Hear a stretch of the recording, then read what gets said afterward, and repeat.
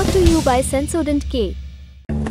बस पैक नहीं है। SLS पैराफिन और दूध का करंट भी कौन? तो लाइफ का करंट ऑन। कुछ भी तो ट्राई करके देख ले। Sensodyne K toothpaste for sensitive teeth. Supreme court ने फैसला दे दिया है कि नीट यूजी की परीक्षा दोबारा नहीं कराई जाएगी। कोर्ट ने कहा है कि अभी इतने पर्याप्त सबूत नहीं है जिनके आधार पर कहा जा सके कि परीक्षा में व्यापक स्तर पर धांधली हुई। कोर्ट ने कहा कि दोबारा परीक्षा कराना छात्र हित में नहीं होगा। नीट के मसले पर सुनवाई करने वाली बेंच में chief justice of India DY Chandrachud, justice Manoj Mishra और जस्टिस JB पारदीवाला शामिल हैं। अपना आदेश सुनाते हुए CJI ने कहा कि फिलहाल हम ये कर सकते हैं कि दागी स्टूडेंट्स को बेदाग स्टूडेंट से अलग कर सकते हैं। अगर जांच के दौरान दागियों की पहचान होती है तो उनके खिलाफ कार्रवाई की जाएगी। CJI की कई खास बातें जानिए जिनके आधार पर यह फैसला सुनाया गया। फिजिक्स के सवाल नंबर 19 को लेकर के जो विवाद था, जो डाउट था, वो अब सुलझ चुका है। इसके 2 सही जवाब नहीं है, एक ही सही जवाब है जिसका फैसला एक्सपर्ट कमेटी ने कर दिया है। ऑप्शन नंबर 4 ही सही माना जाएगा। नेशनल टेस्टिंग एजेंसी NTA ने ग्रेस मार्क्स वाले 1563 स्टूडेंट्स के लिए दोबारा परीक्षा भी करा दी है, यानी वो मसला अब सुलझ गया है। अब भी अगर किसी को कोई शिकायत हो तो वो हाई कोर्ट में अपील कर सकते हैं। कोर्ट ने केस में सभी पक्षों को सुन लिया है।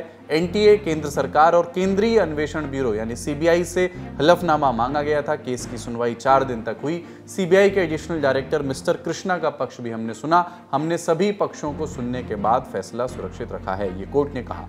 सुप्रीम कोर्ट के इस फैसले से यह भी स्पष्ट हो गया कि 24 जुलाई से होने वाली नीट काउंसलिंग पर अब कोई रोक नहीं होगी। काउंसलिंग कल से अपने तय शेड्यूल से शुरू होगी। फैसले पर विस्तार से जानकारी दे रहे हैं लीगल मसलों के पत्रकार। कोर्ट ने यह भी स्पष्ट कर दिया कि सुनवाई में याचिकाकर्ता ये सिद्ध नहीं कर पाए हैं कि पेपर लीक का व्यापक असर हुआ, जिसमें कई स्टेट और कई सेंटर्स पर पेपर लीक की घटना हुई है या उसका लीक हुए पेपर पहुंचे हैं।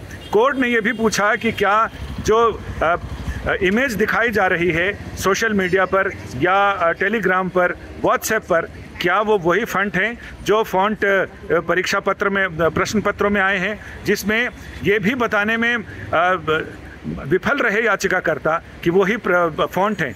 इसमें NTA की तरफ से कहा गया कि वो फॉन्ट नहीं है और वो उस क्रम में भी नहीं है जिसका दावा किया जा रहा है।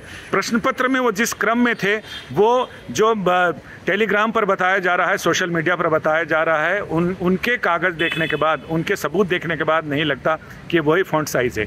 इसके साथ ही कोर्ट ने जले हुए प्रश्न पत्रों को हल कराना, उनके सॉल्वर्स के गैंग के ज़रिए उनको हल कराना और उसमें उस समय सीमा में छात्रों को क्वेश्चन के आंसर रटवा देना, इन तमाम चीज़ों पर विस्तृत सुनवाई हुई। दोनों पक्षों ने अपनी अपनी दलीलें दी, लेकिन कोर्ट ने साफ कर दिया कि दोबारा नीट UG एग्ज़ाम आयोजित कराना सूझबूझ भरा फैसला नहीं होगा, क्योंकि ये न केवल 24 लाख से ज़्यादा छात्रों के भविष्य का मामला है, बल्कि भारत में चिकित्सा सेवा पर भी इसका असर पड़ेगा। इसके साथ ही जिन छात्रों को रिजर्वेशन का फ़ायदा मिला है, उन सारे छात्रों को फिर से परीक्षा आयोजित करना, छात्रों को फिर से उसी मेंटल टेंशन में धकेलना, उसका कोई मतलब नहीं है, क्योंकि याचिकाकर्ता ये सिद्ध नहीं कर पाए हैं कि पेपर लीकेज का असर व्यापक स्तर पर हुआ है और लाखों छात्रों ने इसका फ़ायदा उठाया। इसकी वजह से सारे परिणाम आए हैं। कोर्ट के फैसले के बाद इससे जुड़े सबसे अहम पक्ष का छात्रों का क्या कहना है, वो भी सुनिए। मतलब हम मतलब चुप रहे, कब तक चुप रहा जाए कि अगर छोटी चोरी हो जाएगी तो उसको चोरी नहीं माना जाएगा क्या? चीज नहीं है। हमारे 4 साल की मेहनत थी, 4 साल की मेहनत पर जो पानी फेरा है हम उसे भी देखेंगे, और ये जो गवर्नमेंट ने सपोर्ट किया है NTA को, ये भी देखा जाएगा अगले साल। अगले इलेक्शंस भी आने हैं। सुप्रीम कोर्ट का वर्डिक्ट है तो इसलिए हमको उसको मानना ही है। लेकिन कल के दिन अगर पेपर लीक के और स्टूडेंट्स पता चल गए, CBI ने अभी इसका इंक्वायरी कर रहा है और उसका फोन नहीं मिला और मुख्य अभी अरेस्ट नहीं भी किए, तो इन चीजों के एम्बिगुअस सिचुएशन में कहां तक सही था ये हमको पता नहीं।